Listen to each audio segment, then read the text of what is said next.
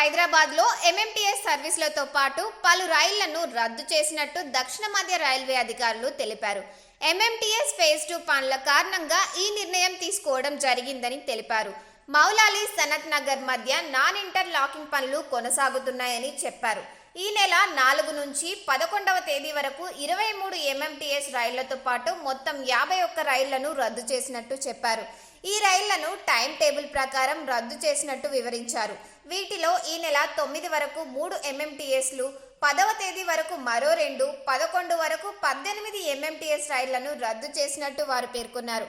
వీటితో పాటు మౌలాలి, అమ్ముగూడ, సనత్ నగర్ మధ్య మార్గంలో నడిచే Hyderabad to Sirpur Kagaz Nagar, Vikarabad to Guntur, Repalle to Secunderabad ఎక్స్ప్రెస్లను షెడ్యూల్ వారీగా ఆపేస్తామని వివరించారు.